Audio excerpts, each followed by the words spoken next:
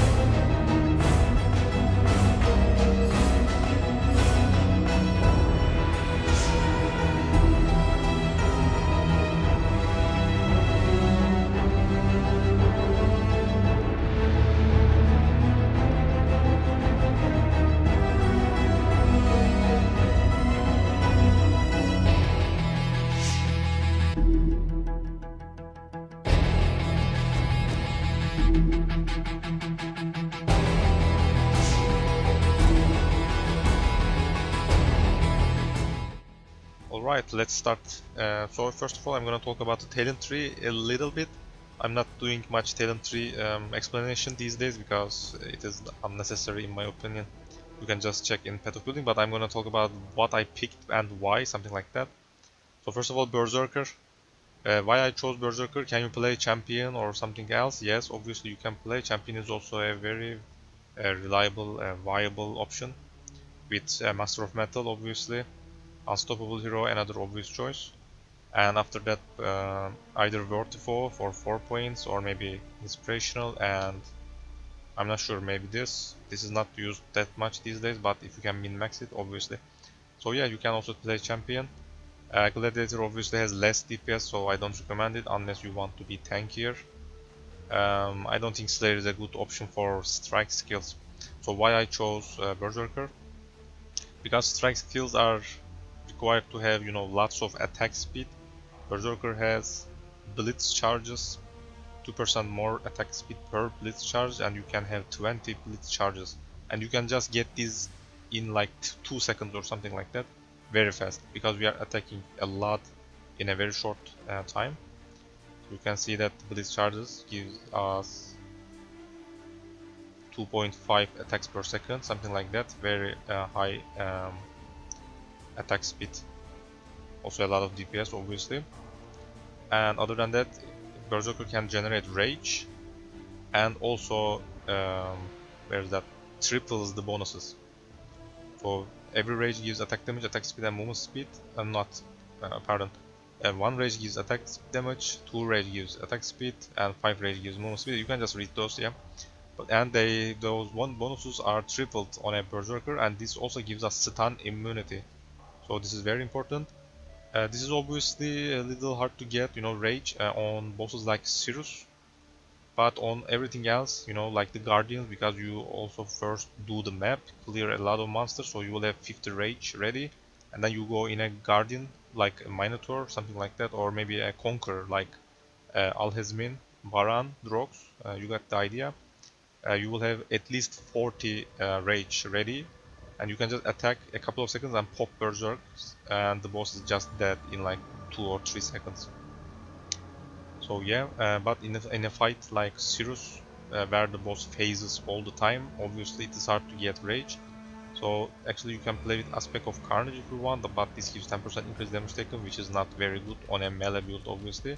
But if you want to be a DPS maniac, you can just get this instead of this maybe. It actually gives the same DPS almost, but this is obviously better for something like Sirus if you want. But yeah, 10% damage taken isn't something that you want.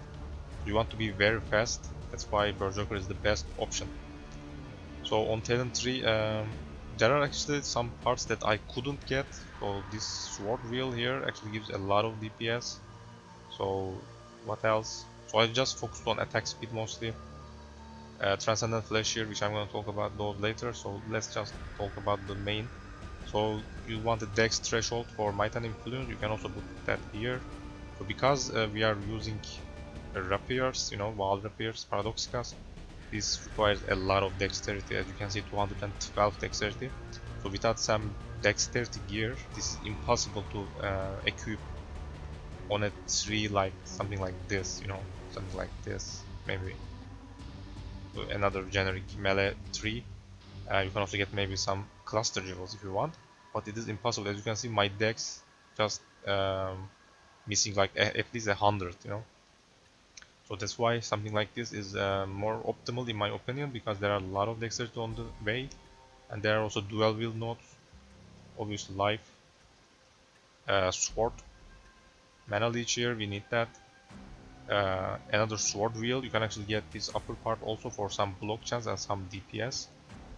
As you can see, you can get some more block actually. And life, obviously, attack speed and accuracy, another jewel. And since we are here, and since Berserker doesn't have any armor bonus or anything like that on his own kit, because on a champion you also got some decent armor actually, another armor here.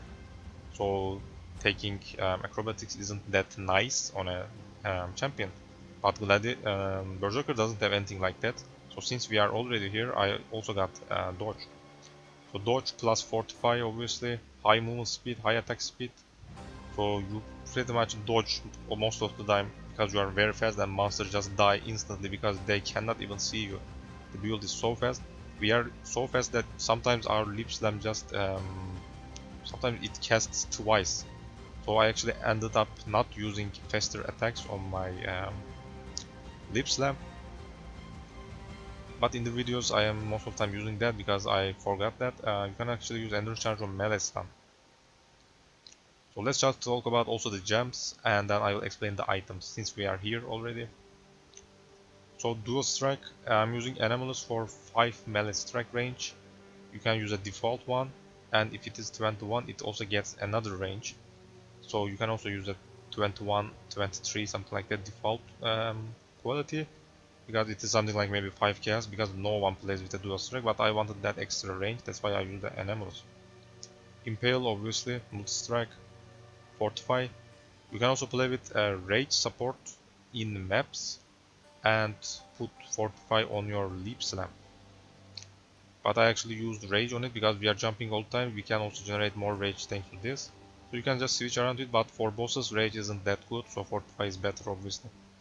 Brutality, I still don't have an Awakened Brutality, so it means even more DPS. Ancestral Call, Awakened is very important. Since this is not a league starter build, you can buy this before making this build obviously, because this is one of the cheapest Awakened gems. It's like 30 chaos most of the time, 20-30. So this has 3 additional nearby enemies, strike skills target 3 additional enemies, and also this gives 20% further away, so yeah, you can cover a very large area. And finally, when I'm fighting a boss, I swap Ancestral Call with melee physical damage. Boss, I mean obviously a big boss like Guardian, Shaper, Conquerors, those kind of stuff. You don't want this at map bosses, obviously, because they already die in 3-4 seconds at most. Buff setup, right, obvious choice for physical builds.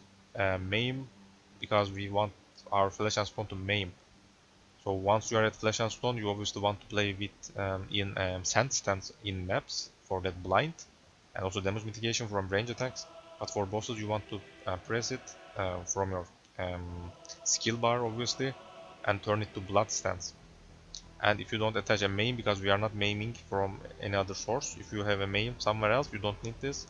So if you don't have it like I do, I don't, you want this because it gives a lot of DPS, as you can see, main support. And finally Enlighten, obviously. You don't even need a 4 level. I have like 70 mana it seems, and this is enough. So a 4 level won't do anything, because we are using a build with a multi-strike. You will just leech that mana instantly. You can even play with a little less mana, maybe like 50 mana. It is fine. You don't need that much Enlighten. Berserker is our cooldown obviously for bosses. It gives a lot of DPS and it consumes our rage. Precision, just a little bit to keep our hit chance. If you are fine with your mana, just level this more, because it also gives a little crit chance. Dread Banner, obviously another obvious choice for melee builds, Impale builds. Impale chance and Impale effect. This also gives nearby enemies less accuracy, so it makes us harder to get hit. Mobility, Leap Slam, you can also play with Whirling Blades, I believe. Blood Magic obviously for free cast. Rage or maybe Fortify, depending on what you want. Endurance charge on melee stun is actually better than faster attacks, as I said earlier, because the build is insanely fast. So something like this is pretty much optimal, or maybe Fortify instead of Rage. Ancestral Worship, obviously Wall for a boss cooldown. As you can see, it gives a lot of burst damage. But even without this, you can just use a regular one and it still gives a lot of DPS. So do you want this at bosses, obviously. Make sure you have Culling Strike on it, unless you have a Culling Strike Blows or something else. And since it is on a Trilling, I also linked a melee physical for that, some extra DPS, it doesn't really matter. You can also link maybe a Blind here, that also works. So yeah, instead of melee physical maybe. Cast Fan Damage Taken setup for some Immortal Call action and increased duration. You want to use this on your offhand. On my Varunastra I am using it in maps. So once I have like all the Conquerors ready, let's say I'm gonna go and kill all the Conquerors, then Cirrus, I just equip my Savior, or if you want to play with double Paradoxica, just equip that, make sure it has the same colors and just switch. So this needs to be in Savior, alright, because Savior has reflections in it, triggers level 20 reflection when equipped. Those are your clones that deals the damage. If you put this setup in your savior, it also gets attached with increased duration. So your Mirage warriors have a longer duration. So that's why you want this on your offhand and switch with savior also. Yeah. Vulnerability curse on our ring, and that's it for the gems. So let's start with the items. Before starting the items, item section, just one last thing. So as you can see, the DPS with Paradoxica and the Savior is like at 70 million burst DPS. Obviously, this is with Berserk up, all the Flasks, and what else? Wall Ancestral Warchief. So since the Savior has two clones which deals the same damage as you, and the both clones equals to one character, something like that, but maybe they deal a little less DPS. I'm not really sure because it is not written anywhere. But it was known like that in 3.9, but after that I didn't see any kind of nerf. So they should deal approximately the same DPS, so it means at least 30 million burst DPS with Savior up. As you can already see in the clips, the bosses don't live longer than 2 seconds. But if you want to play with double Paradoxica, maybe you can achieve something like this, 25 million. So it is also a viable option. So do whatever you want, and don't forget to use Varonastra while mapping. Because as I show at the beginning, you want that splash while mapping. Since Varonastra counts as all melee weapons, you will get that mace splash damage. I'm also using an Intimidate Axe for Intimidate, but on my single target I also have a melee physical awaken which gives Intimidate. So this shield actually doesn't do anything on single target because we are not using Axe or mace as a double Paradoxica or Savior. Obviously these are all swords. You can also use maybe another version. Just get that mace splash damage and get something else because there are lots of combinations for different weapon types. So you can maybe get that sword bonus and play with that. Yeah. So let's start with the items. So let me explain what I use as an equipment, items, jewels, all of that, and also flasks, obviously. So let's start with the weapons. I already talked about those in Path of Building. Paradoxica as a main hand, using Varunastra as an offhand in maps for that splash. And once you are at a big boss, a big map, let's say, like Minotaur, just use a Savior or another Paradoxica as an offhand. You can actually play with that all the time, but since you are gonna lose that splash, your clear will reduce a lot. So unless you are doing some very hard content, I don't recommend using that combination. So just stick with a Varunastra for a better map clear. So helmet, actually there are some stuff that you can get as DPS, but since the DPS is more than enough, I went with Crusader Influenced Helm for effect of Fortify for more tankiness. And also don't forget to pick something with enchant. So 90% dual strike critical strike chance is probably one of the best you can get because it gives a lot of crit chance. So let me just check it in Path of Building. It gives something like 7% crit, which is a lot. So this is pretty much your best in slot, I believe. There's also attack speed, so if you are maybe playing a champion, if you want, attack speed is probably better. You can also get more crit on talent tree because there are lots of crit note that I didn't pick actually. If you don't want Crusader helmets, you want to obviously use Crusader Orb and craft it yourself because it is impossible to find this on the market, so you're gonna have to craft it yourself. You can also find maybe Elder based helmet, but since there is no Elder Orb, you want to find the helmet with Elder base or maybe use Awakener Orb with different helmet. So there are actually nearby enemies take 9% increased physical damage for DPS. So this is actually better for DPS because this is for effect fortifies for defense only. So you can actually get DPS if you want.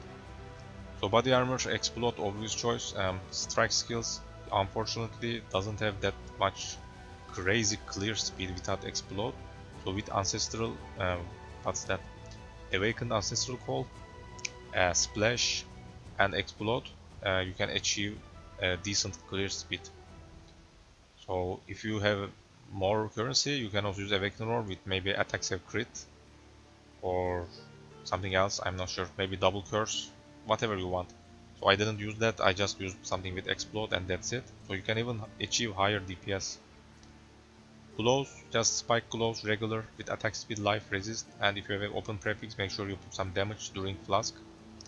And this is a very good way to get some DPS. Nothing special, very basic glows actually. If you have more currency, if you want to spend more, you can maybe use Warlord spike glows to get additional melee damage, or even Culling Strike. So you can do something like that if you want. Boots, obvious choice, Tailwind for attack speed and action speed actually, so that gives attack speed and all those kind of other speed modifiers. Enchants aren't that important on a melee build, so you can get a regeneration for more healing, or there is actually one more attack speed and cast speed if you have killed recently, so that's good for mapping. But since we are playing a Berserker, we don't need actually more attack speed because we are already fast enough. So yeah, regeneration is probably better for healing. So Amulet, flat physical, obviously at least tier 3, maybe tier 2, if you can find it, afford it. A decent crit multiplier, at least tier 2 again. Some resist and life. This is actually very cheap, maybe 1 exalt, I'm not sure. You can actually get something with life on its own and an open prefix and put some melee damage, melee strike range. That is actually the ultimate version for more DPS and strike range. But since they are very hard to find and expensive, this is what I picked. This is like again very cheap, maybe 1x, maybe 2x. I didn't pay much. I anointed it with Golem's Blood for more life and regeneration. If you want more DPS, go for it, but you don't need it actually. Regeneration is also needed because we are playing Berserker, so Golem's Blood is a very good option overall. Rings. One ring is Steel Ring. I crafted it myself. This costed me like 20 chaos, something like that. Because I bought the base for 10 chaos. It was fractured. If you can find fractured rings, obviously go for it because it is way easier to craft. Or just use a normal steel ring and use Essence of Contempt to get that physical and just spam essence until you get something decent. If you don't need resist or something like that, just put +1 minimum friends charges. You can also put this on your other ring or also amulet. Since I don't have any other open spaces on my other jewelry, I only have 1 friends charge. So if you can get maybe 2, maybe 3, you will even achieve higher DPS because you are not generating attack speed friends charges on bosses. So this is a very good way to get DPS to craft, that minimum friends charge. Other ring vulnerability on hit that's our curse choice. You can also use assassin mark rings, but that is only for rare and unique monsters, so don't forget that. But that is also obviously very good option. So just find something with vulnerability, some life resist, and that's it. Whatever you can find. Belt choice. If you want DPS, Rice Lasta, whatever it is, coil. So this gives the most DPS for physical builds, physical attack builds. Bleed builds also use this, so this is a very popular belt.